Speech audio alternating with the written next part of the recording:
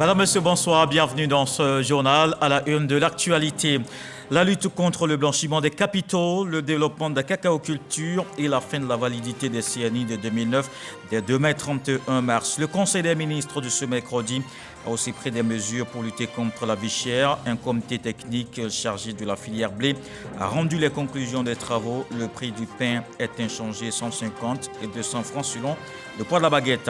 40 milliards de francs CFA, c'est le montant global de la signature d'accords de financement entre la Côte d'Ivoire et l'Union européenne. Le Premier ministre Patrick Kachi et la commissaire européenne aux partenariats internationaux ont signé les documents. 5 actions concrètes portant sur le cacao durable, la transition bas carbone et la paix. Le Conseil national des droits de l'homme à l'heure du bilan, la rencontre périodique, le briefing du corps diplomatique a permis de présenter la situation des droits de l'homme en Côte d'Ivoire. Parmi les points abordés, le recensement de la population, les audiences foraines exceptionnelles pour les élèves de CM2 et la lutte contre la corruption. Et puis en sport, le Cameroun, le Ghana, le Maroc, le Sénégal et la Tunisie. Voilà des 5 pays africains qualifiés pour la Coupe du Monde 2022. Le chaos du Nigeria, les larmes de Belbadi, les joies de Eto'o, Song et Sadio Mané. Ces barrages ont pris fin hier avec des renversements, des bouleversements et surprises dans les confrontations. Le président de la République, Alassane Ouattara, a présidé un conseil des ministres ce mercredi. Plusieurs sujets abordés au cours de la rencontre dans la lutte contre la vie chère. Face à l'inquiétude sur la hausse du prix de la baguette de pain, le gouvernement a pris des mesures. Un accord est trouvé avec les acteurs de la filière. Il n'y aura pas d'augmentation. Le point de ce conseil avec Jérôme Kofi Abolin. La question du blanchiment des capitaux et du financement du terrorisme, un sujet qui ne laisse personne insensible. Le Conseil des ministres présidé par le président de la République, Alassane Ouattara, ce mercredi, en a parlé. Une mesure en vue de la lutte contre ce phénomène a été prise. Au titre du ministère de l'Économie et des Finances, le Conseil a adopté un projet d'ordonnance portant régime des sanctions administratives applicables en matière de lutte contre le blanchiment des capitaux, le financement du terrorisme et la prolifération des armes de destruction massive et organisation du contrôle des assujettis, ainsi que son projet de loi de ratification. Cette ordonnance, en fait, prévoit des sanctions administratives, comprenant notamment l'interdiction temporaire d'exercice et le retrait d'agrément ou de la carte professionnelle applicable aux assujettis et aux autorités de contrôle. Elle précise les assujettis, détermine les autorités de contrôle et institue un organe administratif de sanction dénommé Commission nationale des sanctions de lutte contre le blanchiment des capitaux et le financement du terrorisme. Également au menu de cette rencontre, la cacaoculture sur le sol ivoirien. Ici, l'accent est mis sur le développement de la politique et la stratégie nationale pour la cacaoculture en Côte d'Ivoire. La déclaration s'articule autour de 3 objectifs globaux, à savoir améliorer le revenu des producteurs de cacao et leur bien-être, lutter contre la déforestation et éradiquer le travail des enfants dans la cacaoculture, donc à l'horizon 2025. Elle capitalise sur les acquis de toutes les initiatives en cours, ainsi que sur les résultats du dialogue Côte d'Ivoire-Union européenne sur le cacao durable. Le Conseil des ministres a aussi informé que toutes les cartes nationales d'identité produites en 2009 viennent à expiration à la date du 31 mars 2022, c'est-à-dire ce jeudi. Le Conseil a adopté une communication relative au bilan cumulatif de l'opération d'identification au 28 mars 2022 et à la fin de la validité de la CNI, la carte nationale d'identité produite en 2009. Il convient de rappeler que le renforcement du dispositif actuel de l'ONICI permet un renouvellement de la carte nationale d'identité, la CNI, en moins de 14 jours. Ce dispositif a donc permis l'appurement de plus de 92% des demandes en instance au 31 décembre 2021 et la production, comme je vous l'ai annoncé, de plus de 3 millions de CNI. À ce jour, donc, il reste 613 425 cartes qui n'ont pas encore été retirées. En raison donc de ces chiffres, le gouvernement tient à rappeler aux populations concernées que la prorogation au 31 mars 2022 de la période transitoire de validité des cartes nationales d'identité, arrivant à expiration donc le 31 décembre 2021, prendra effectivement fin à l'échéance prévue. En d'autres termes, la validité des cartes nationales d'identité produites en 2009 expire au 31 mars 2022. S'agissant de la vie chère, la baguette de pain ne va pas connaître une augmentation de prix. Selon le Conseil des ministres, les prix restent 150 francs et 200 francs conformément au poids de la baguette. Le Conseil a adopté une communication relative aux conclusions des travaux du comité technique en charge de la filière blé farine boulangère. Le travail de ce comité technique a permis, en accord avec tous les acteurs de la filière, de définir désormais pour notre pays un poids fixe de la baguette standard, mais également, puisqu'on avait une fourchette haute, de permettre aux fabricants qui veulent aller vers cette fourchette haute d'avoir également un prix standard. Donc nous n'avons plus une fourchette de poids, nous avons deux poids. Une baguette standard qui va garder le prix initial de 150 francs CFA pour 174 grammes et une autre baguette qui tend vers la fourchette haute qui, elle, est évaluée donc à 232 grammes et qui coûtera 200 francs CFA. La définition donc de ce poids fixe permettra donc de rendre le contrôle plus aisé et contraindre donc les boulangers à s'en tenir aux prix qui sont fixés. Le prochain Conseil des ministres va se tenir le 13 avril 2022. Et juste après ce Conseil des ministres, le président de la République a eu un entretien avec la commissaire européenne aux partenariats internationaux. Ils ont évoqué plusieurs sujets, notamment la sécurité, la gouvernance, la formation professionnelle. Les deux personnalités n'ont pas manqué de parler de la croissance économique avec la nouvelle initiative sur le cacao. On retrouve Jérôme Kofi Abolin. Elle est la commissaire européenne aux partenariats internationaux. C'est en cette qualité qu'elle a été reçue ce mercredi par le président de la République, Alassane Ouattara. L'hôte du palais présidentiel dit avoir échangé avec le chef de l'État ivoirien sur divers sujets, notamment la croissance économique et la formation professionnelle. Nous avons indiqué que l'Union européenne était disposée à apporter son concours à la Côte d'Ivoire, notamment sur des questions sécuritaires. Et puis nous avons abordé différents sujets nationaux et internationaux, comme la croissance économique, le rôle des jeunes ou l'éducation. Aujourd'hui, je suis absolument ravie parce qu'un peu plus tard, j'aurai l'occasion de signer le programme indicatif pluriannuel, qui est la base de notre coopération bilatérale, qui, elle, suivra 3 priorités. Tout d'abord, le développement humain, avec le rôle particulier des jeunes et la formation professionnelle. Ensuite, la croissance économique, avec une nouvelle initiative sur le cacao, par exemple. Et enfin, la sécurité et la gouvernance. Et donc, je tiens à remercier le président et le gouvernement de Côte d'Ivoire pour l'excellente coopération qui est la nôtre. Et je suis ravie à l'occasion de pouvoir renforcer encore ce lien entre nos deux entités. Avant de prendre congé, la commissaire européenne aux partenariats internationaux s'est dite heureuse d'avoir rencontré le président de la République, Alassane Ouattara, pour la 2e fois. La première rencontre entre elle et le président ivoirien a eu lieu lors du 6e sommet Union africaine-Union européenne en février dernier à Bruxelles, en Belgique. Et comme on le voit, la commissaire européenne en charge des partenariats internationaux est en visite à Abidjan pour renforcer la coopération. Ce mercredi, elle était aussi à la primature pour la signature d'accords de financement d'un montant de 40 milliards de francs CFA. Cette enveloppe permet de financer le cacao durable, la transition bas carbone et la paix dans le pays. Alexis Oudraogo.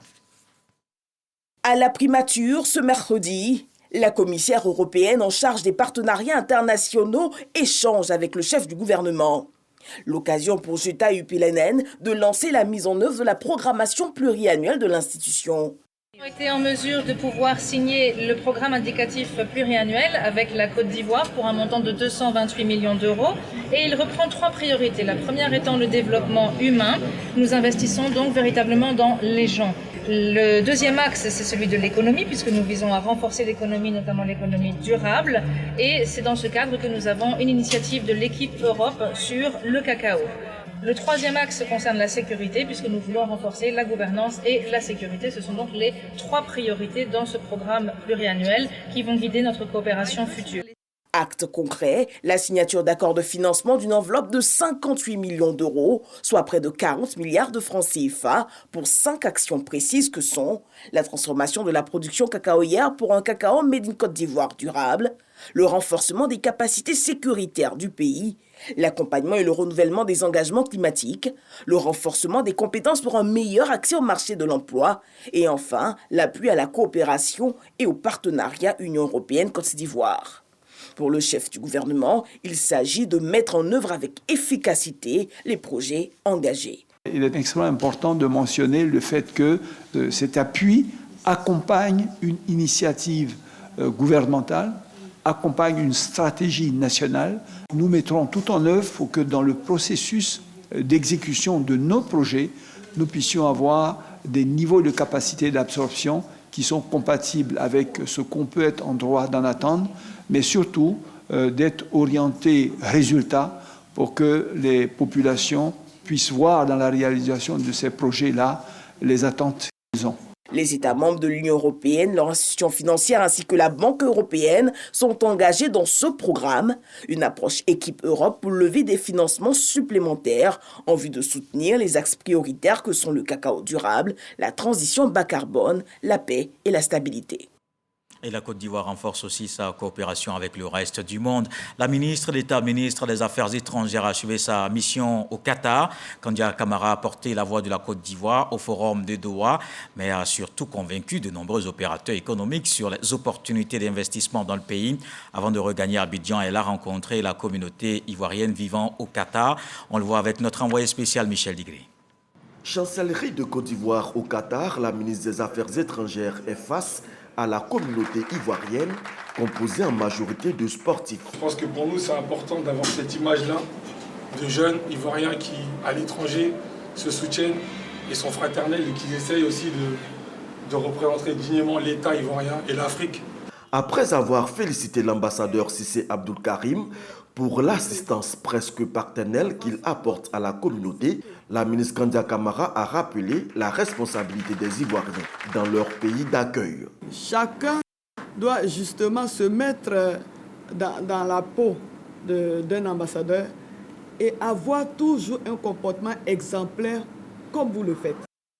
Chacun sait pourquoi il est là, donc chacun doit se battre pour réussir dans la voie que lui-même s'est choisi. Ce qu'on demande aux Ivoiriens, quel que soit l'endroit où il se trouve, qu'il puisse être utile à son pays. Kandia Camara a profité de son séjour à Doha pour rencontrer plusieurs investisseurs qataris. L'objectif est d'accentuer la diplomatie économique, axe majeur de sa feuille de route. Nous les invitons à venir chez nous en Côte d'Ivoire. La Côte d'Ivoire aujourd'hui, tout le monde le sait, fait partie des 10 meilleures économies en Afrique. La Côte d'Ivoire aujourd'hui a un taux de croissance très élevé malgré la pandémie. Nous sommes aujourd'hui à 6,5% avec une projection de 7% en 2022. Donc la Côte d'Ivoire est un pays qui se développe. Donc c'est le pays de l'avenir pour eux. L'étape de Doha met fin à 3 semaines de tournée en Turquie, au Pakistan et au Qatar pour consolider la diplomatie ivoirienne dans cette partie du monde. Et dans une autre partie du monde, la Côte d'Ivoire consolide ses relations. L'ambassadeur de Côte d'Ivoire au Canada était à Toronto. Il a rencontré les autorités politiques de la province. Bafétigui Ouattara s'est aussi entretenu avec les responsables du Collège Boréal, un établissement d'excellence dans le secteur des mines. Jamak Djadji. Bafétigui Ouattara, ambassadeur de la Côte d'Ivoire au Canada, reçu en audience par 2 dirigeants de la province de l'Ontario. Elisabeth Doddswell, lieutenant-gouverneur de la province, et l'honorable Ted Arnott, président de l'Assemblée législative.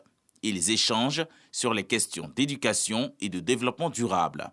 Cap est mis sur le campus du Collège boréal de Toronto. Ici, l'ambassadeur Bafétigui Ouattara échange avec l'administration académique du collège. Ils explorent des domaines de coopération pouvant exister entre ce centre d'excellence canadien et les grandes écoles ivoiriennes, notamment l'INPHB et l'Université de Mans. Le diplomate ivoirien a profité de l'occasion pour interroger sur les conditions de vie et d'encadrement des étudiants ivoiriens, nombreux au sein du Collège boréal. J'ai commencé ici en 2013, étudiante en technique du travail social. 2 années, un programme de 2 ans.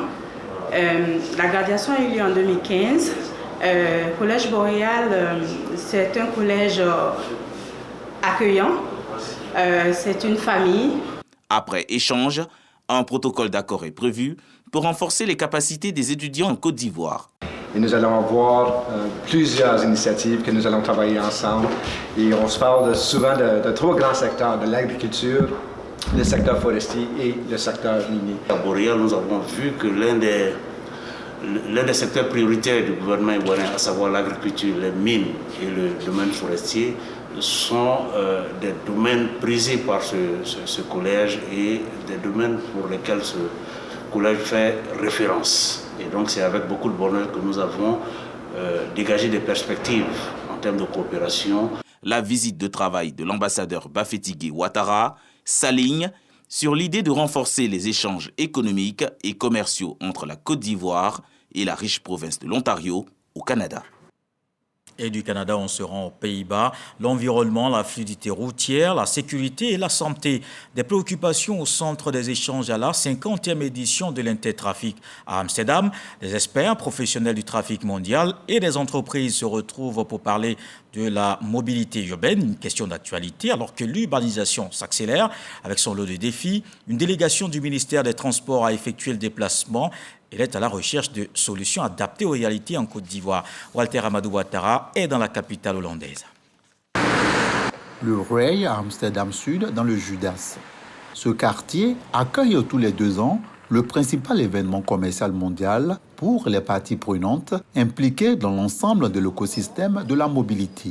C'est l'Intertrafic. Il fait découvrir les dernières solutions pour les défis d'aujourd'hui. Ce salon planche sur la question de la mobilité urbaine qui fait face à la croissance continue des populations et l'urbanisation tout en tenant compte de l'environnement, la sécurité routière et la santé.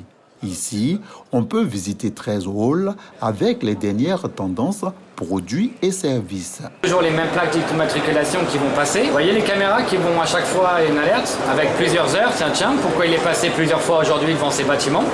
Il fait du repérage. Voilà, donc l'alerte est donnée. Attention, ça alerte, il y a un schéma. Et donc là, la police qui est en circulation et qui a l'application sur une tablette va chercher après la voiture, la moto, va pouvoir arrêter avant qu'ils commettent des réparations.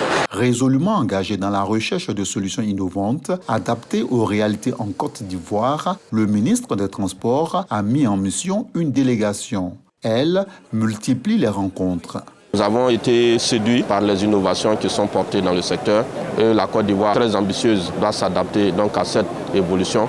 Et nous avons eu l'occasion de découvrir ce matin donc, des équipements qui pourraient être exploités dans le cadre donc, de l'amélioration de la sécurité routière dans notre pays. Ouverte le 29 mars, la 50e édition de l'Intertrafic à Amsterdam va refermer ses portes le 1er avril prochain.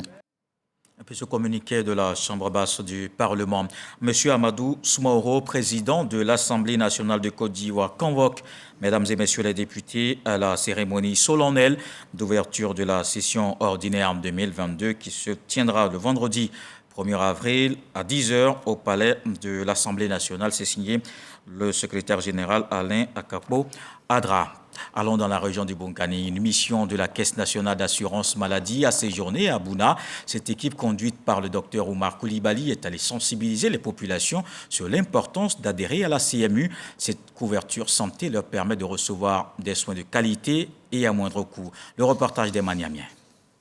L'intérêt de la couverture maladie universelle SEMU expliqué aux populations de Bouna. Comme la plupart des régions de la Côte d'Ivoire d'ailleurs, les populations de Bounoukani traînent le pas à se faire enrôler. Cette mission, initiée par la Caisse nationale d'assurance maladie CNAM, vise à les inciter à adhérer à cette initiative de l'État d'assurer des soins de santé de qualité à l'ensemble des populations résidant en Côte d'Ivoire. Ici, ce qu'on voulait surtout partager avec eux, c'était ce grand projet du gouvernement qui est de permettre à nos populations d'avoir accès à des soins de qualité. Mais leur dire aussi que la CEMU, ce n'est pas pour les autres, c'est pour tous les Ivoiriens qui résident sur le territoire. Ivoiriens, eux, les non-Ivoiriens aussi. Rencontre enrichissante pour les populations qui ont profité de l'occasion pour relever certaines difficultés dans la mise en œuvre de la couverture maladie universelle. Nos supérieurs sont conscients de ces difficultés-là et actuellement ils sont en train de travailler pour apporter des solutions pour soulager nos populations quant à les difficultés qu'elles rencontrent dans la disponibilité des médicaments. Quand vous allez aux États-Unis, la première des choses que vous entendez, c'est Green Card. Ça sert à quoi? Bon. Et au Canada également, c'est la même chose. Donc si notre pays réussit à faire en sorte que la majorité de la population puisse obtenir ces cartes, je crois que nous allons gagner sur le plan du développement. Le préfet de la région de Bounoukani s'est réjoui du choix de sa région pour cette rencontre de sensibilisation. Nous pensons aujourd'hui qu'avec cette cérémonie, la tendance va s'inverser et que des hommes qui, la plupart du temps, n'ont pas encore donné l'autorisation à leurs femmes de s'enrôler, vont le faire pour que le taux de la région soit au-delà du taux national.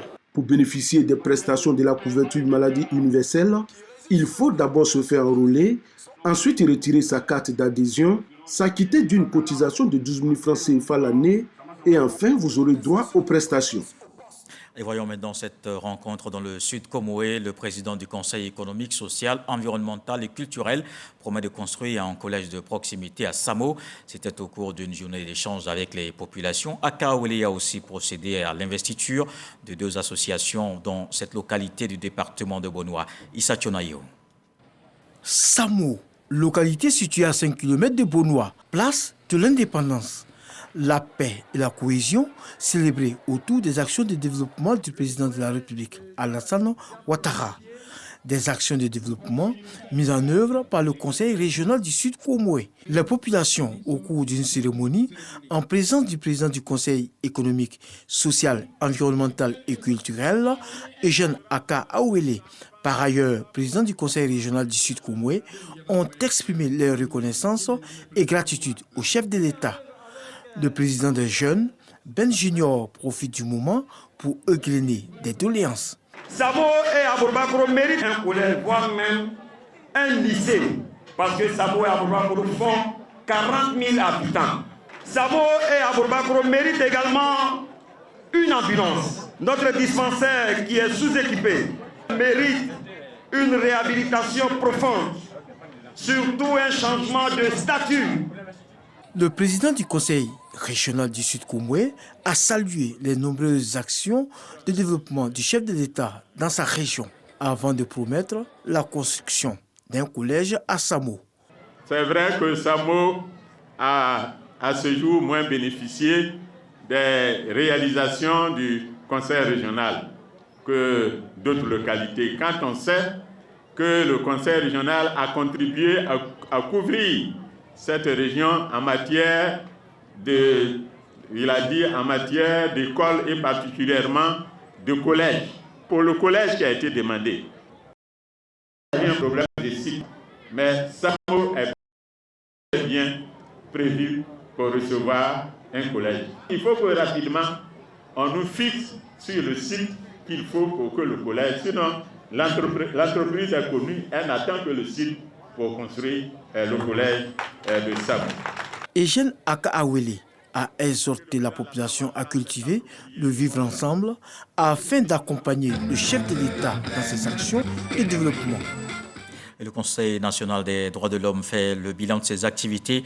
Cette rencontre périodique, dénommée le briefing du corps diplomatique, a permis de présenter la situation des droits de l'homme en Côte d'Ivoire. Parmi les points abordés, le recensement de la population de 2021, les audiences foraines exceptionnelles pour les élèves de CM2 et la lutte contre la corruption.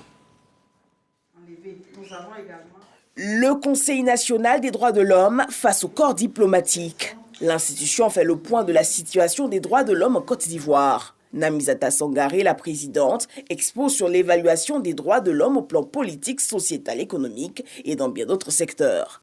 Le briefing du corps diplomatique est un exercice auquel nous nous prêtons. Ça a pour objectif de partager notre lecture de la situation des droits de l'homme et ça permet également d'améliorer leur compréhension sur certains points de la situation. Je prends le cas cette fois-ci, le phénomène d'enlèvement. Nous avons essayé de leur expliquer un peu comment est-ce que ces phénomènes étaient perçus par les populations et surtout les actions vigoureuses qui ont été prises par le gouvernement pour en tout cas freiner ce phénomène qui perturbait la quiétude de nos populations. RGPH 2021, audience foraine exceptionnelle pour les élèves de CM2, bonne gouvernance, lutte contre la corruption, autant de sujets abordés ce jour. C'est important que la Commission nationale des droits de l'homme fasse ce travail de suivi, de monitoring de la situation des droits de l'homme et de la situation des droits de l'homme au sens large. Et par ce rôle vraiment d'observateur indépendant qui nous informe, c'est pour nous, diplomates qui sommes des observateurs ici en Côte d'Ivoire, c'est une façon de mieux comprendre le pays et de mieux suivre les situations en cours. Je tiens à remercier la présidente pour les briefings réguliers des ambassadeurs, ce qui nous permet en fait de suivre de très près ce qui se passe.